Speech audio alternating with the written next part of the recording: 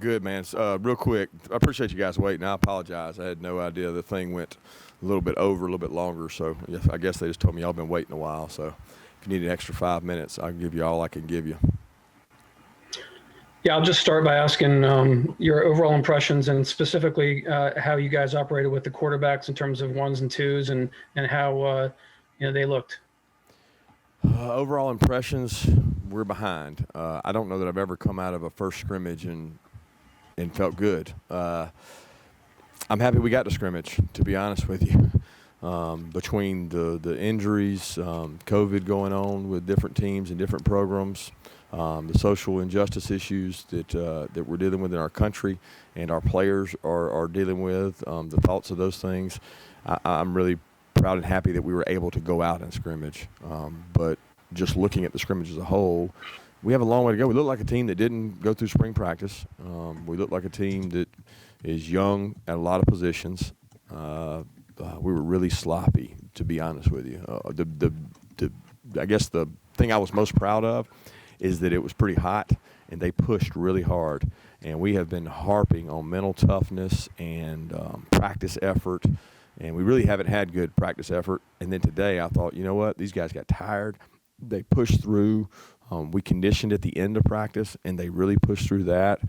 So that part made me proud. Our team stuck together and pushed, but the actual execution was poor. Going back to your quarterback question, I'm pretty sure we had every quarterback go with the ones at one time. I don't think Stetson got to go with the ones. Stetson did a good job in the groups he did go with. Jamie operated with the ones, and JT operated with the ones. And then DeJuan got a red area series with the ones as well. But the reps came out pretty balanced. Other than Stetson had a little bit fewer because we had seen Stetson a lot more. We know a lot more about Stetson in terms of his time spent with us last year.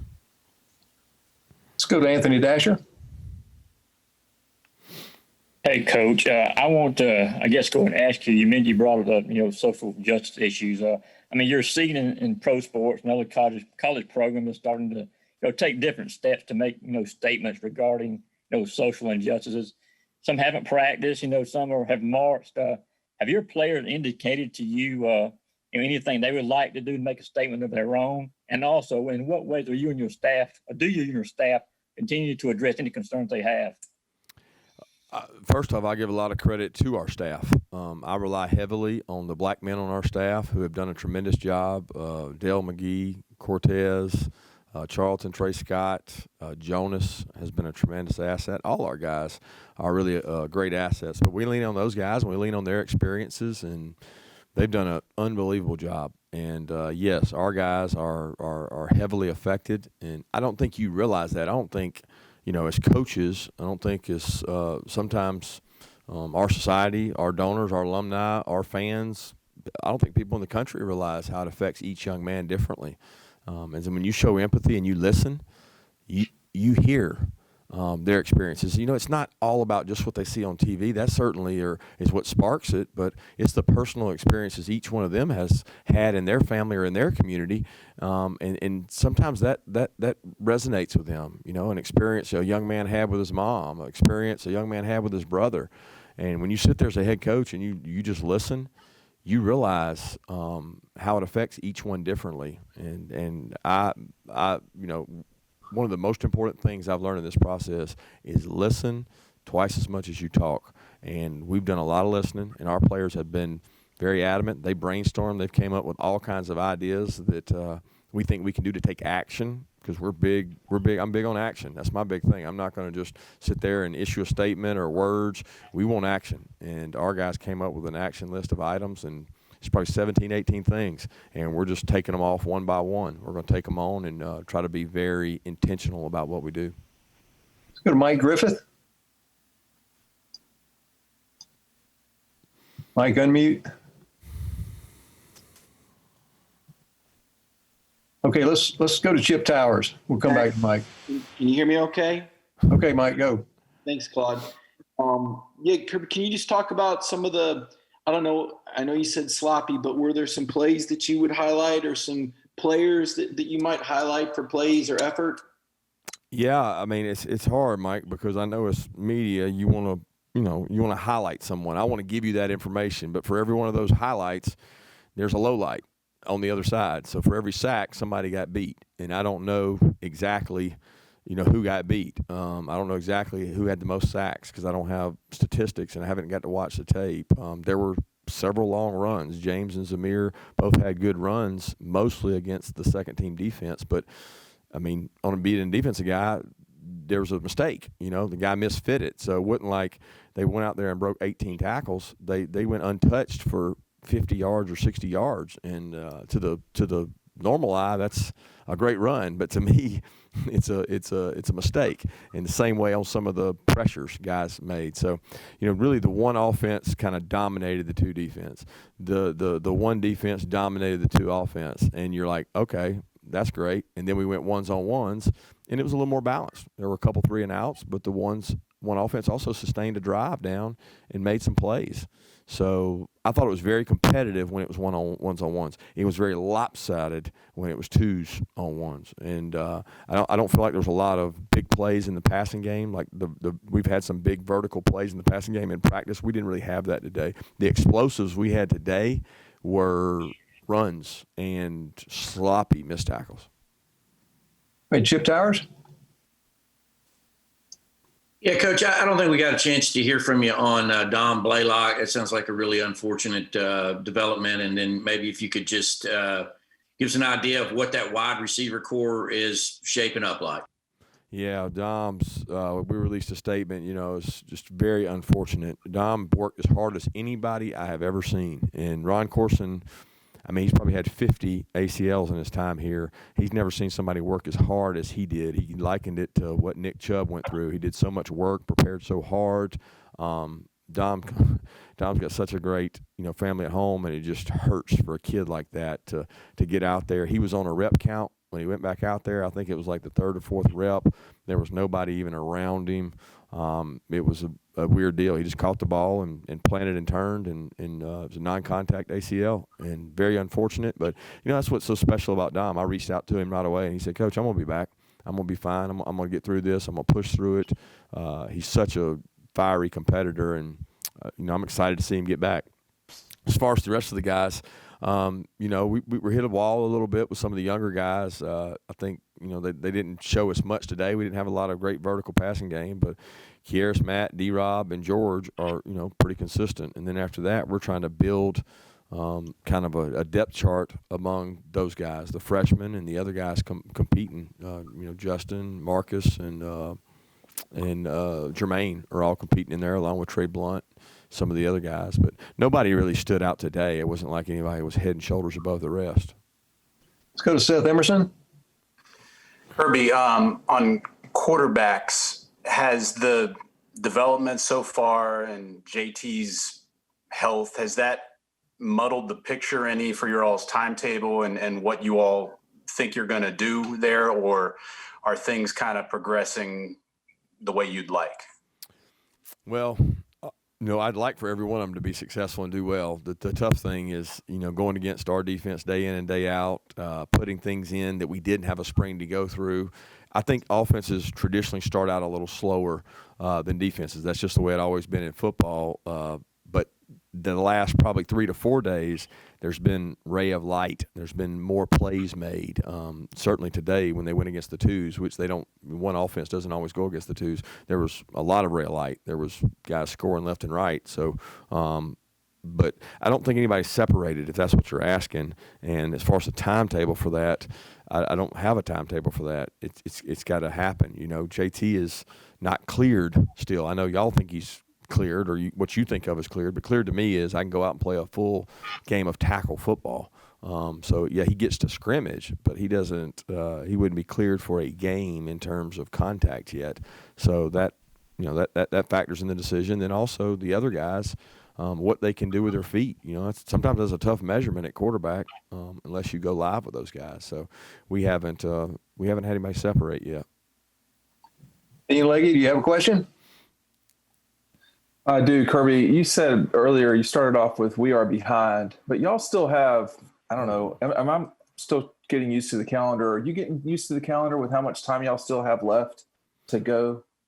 yeah, it's very unique. I talked to our team about it today. At this scrimmage point, most times we're 3 weeks away. We're 4 weeks away with the scrimmage in our bank. The difference is we don't have as many practices left.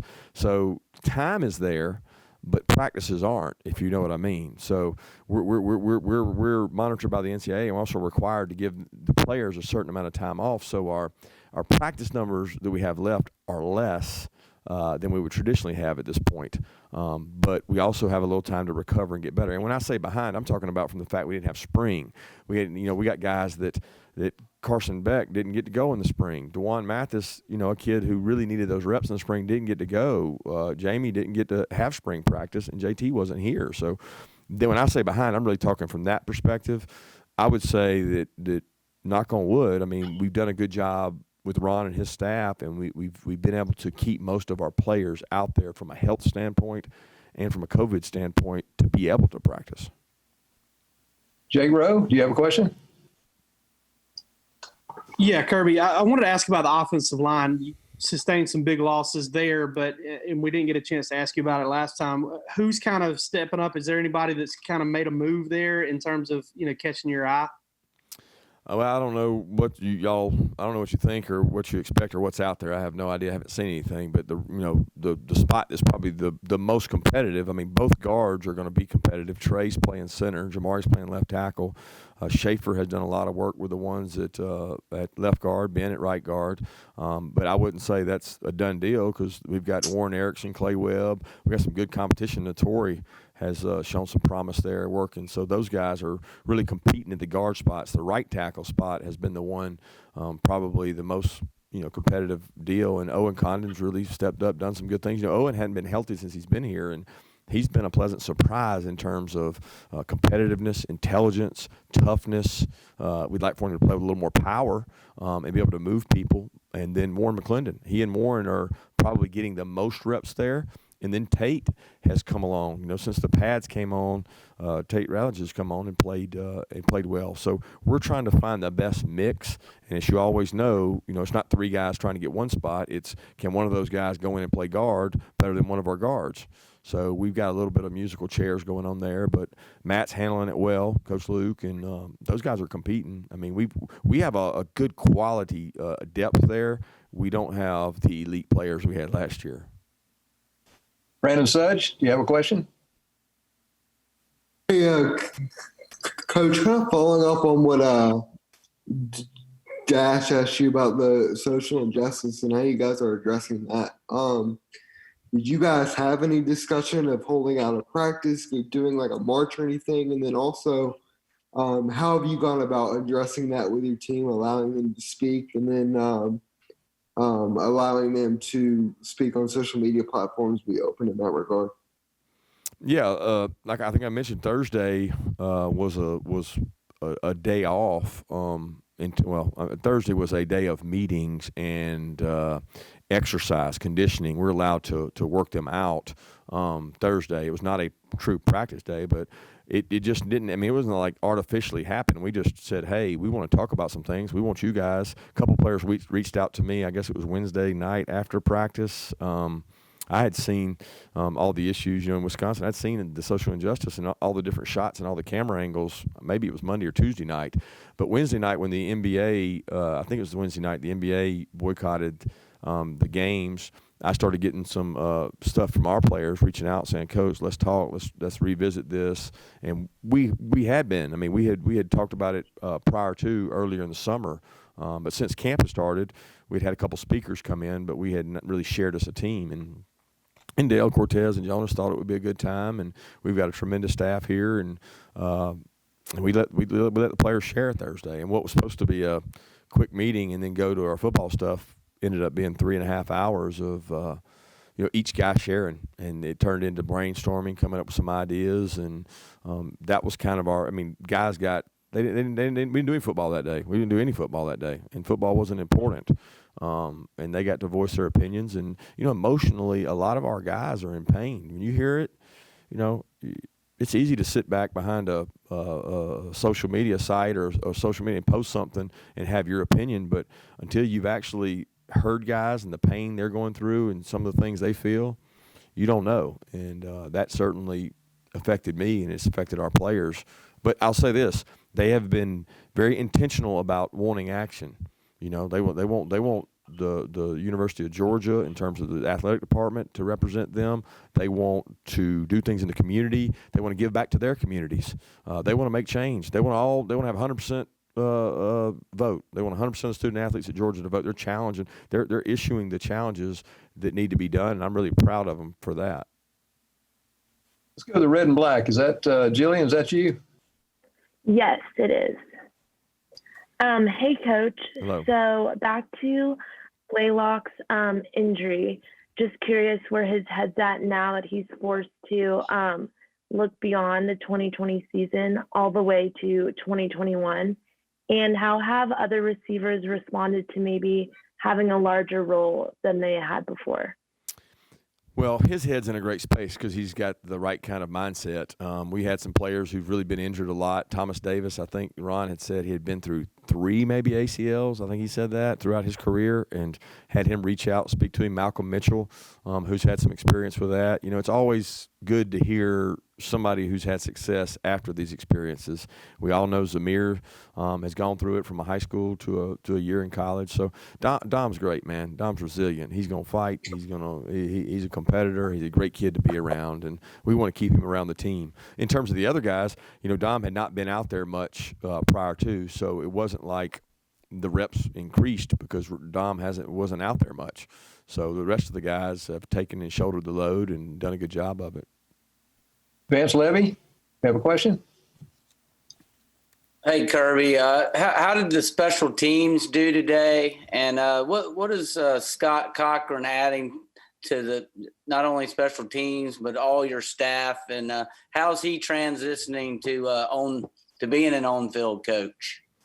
I thought the special teams are behind where we need to be, and look, that's just like the offense and defense. When you don't get spring practice and you don't get to do that, you're basically taking not a year. What is that, 9 months? I don't know, 8 months since we played the Baylor game. We're behind, and we've got to improve there. And we got to have a lot of our best players play on those units. You know, we showed some video of Travon Walker, you know, playing on special teams last year and dominating before the scrimmage. We're trying to say, okay, which freshman's going to be him? Which freshman's going to be that guy that really dominates and takes over and plays on special teams and takes ownership in that? And a lot of times in these scrimmages, they're so exhausted, they don't have the juice for special teams. It's a lot easier to play special teams in a real game when you're not playing every snap, which in the scrimmage, we got more guys playing because we're on both sides of the ball. But Scott's been awesome. He's got great energy in the meetings.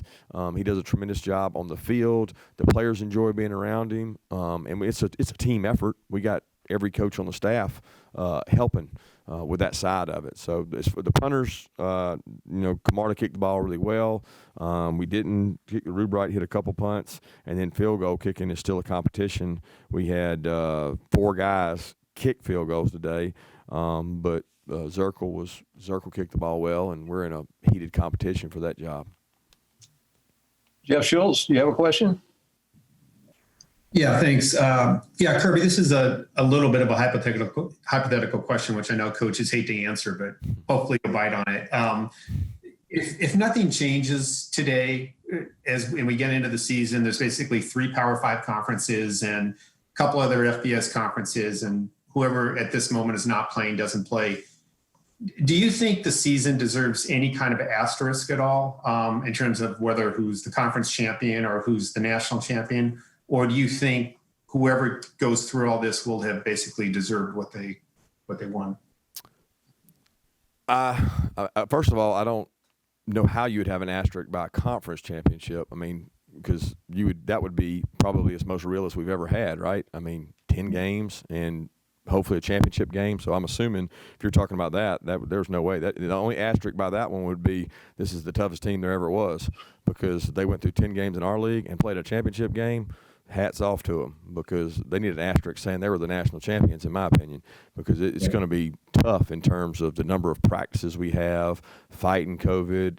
If you told me how many guys had to miss games, you know, in a 10-game schedule because of a exposure or because of a positive, you know, it'd probably really have an asterisk, you know, on the conference championship, because, you know, one game you could have your starting quarterback out, and that could play a major factor. But as far as the national championship, I mean, basically it's the teams that are playing.